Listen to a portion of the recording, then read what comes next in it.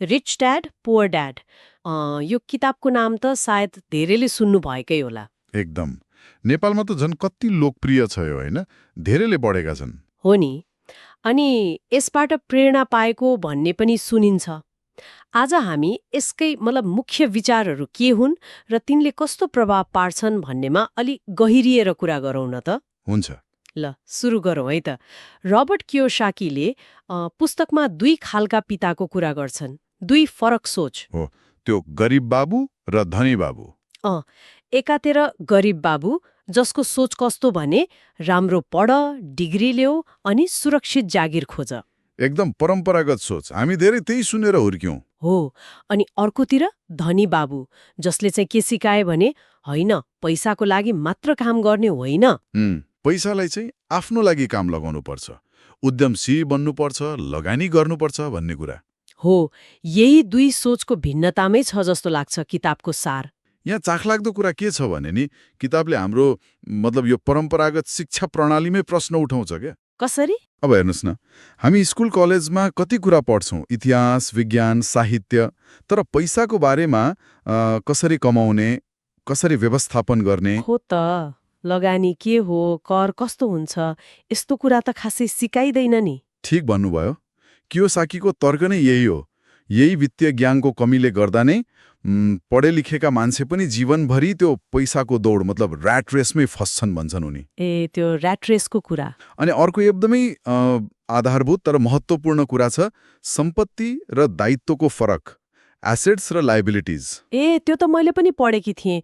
सामान्य बुझाइ त घर गाडी सबै सम्पत्ति नै हो भन्ने हुन्छ नि। हो, तर कियोसाकी भन्छन् होइन, सम्पत्ति त्यो हो जसले तपाईँको खल्तीमा पैसा ल्याउँछ। जस्तै भाडा आउने घर भयो, होइन, शेयरबाट आउने लाभांश भयो, यिनीहरू सम्पत्ति भयो। अनि दायित्व चाहिँ त्यो हो जसले खल्तीबाट पैसा बाहिर लान्छ, जस्तो कि गाडीको किस्ता तिर्नु पर्यो, घर मर्मतमा खर्च भयो, क्रेडिट कार्डको बिल। अच्छा, हामीले शानको लागि किनेको महँगो गाडी वा ठूलो घर पनि खासमा दायित्व पो हुन सक्छ। एकदम। यदि त्यसले आम्दानी दिँदैन बरु खर्च बढाउँछ भने त्यो दायित्व भयो। यो परिभाषाले समाजमा धनी देखिने जुन कुरा छ नि त्यसलाई नै अलि चुनौती दिन्छ के।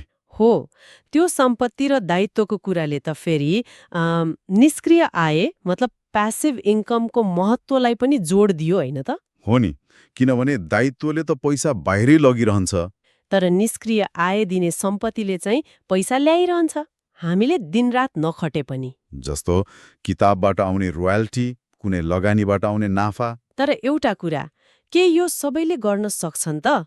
सुरुमा लगानी चाहियो, होइन, सही ठाउँ चिन्नु पर्यो, यो त धेरैलाई गाह्रो होला नि। त्यो चुनौती त छँदैछ।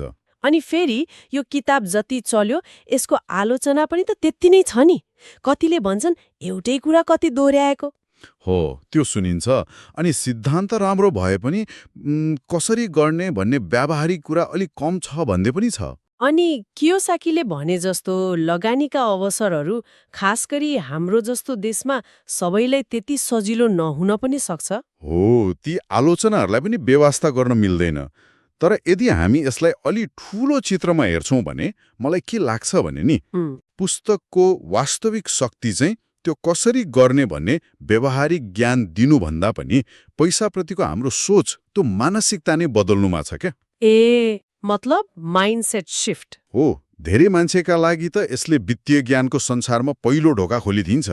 सबै समाधान नदेला तर सही प्रश्न सोध्न चाहिँ पक्कै प्रेरित गर्छ। त्यो हिसाबले त यो वित्तीय यात्राको एउटा सुरुवात बिन्दु जस्तो भयो। एकदम। यहाँनिर यो साँच्चै रोचक हुन्छ।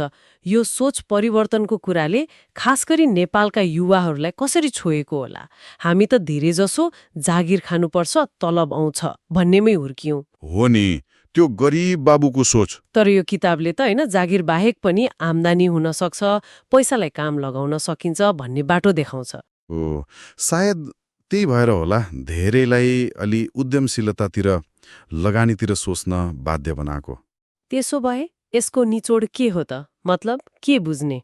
निष्कर्षमा रिच ड्याड पुअर ड्याड एउटा यस्तो किताब हो जसले पैसालाई हेर्ने हाम्रो परम्परागत तरिकालाई चाहिँ अलि हल्लाइदिन्छ।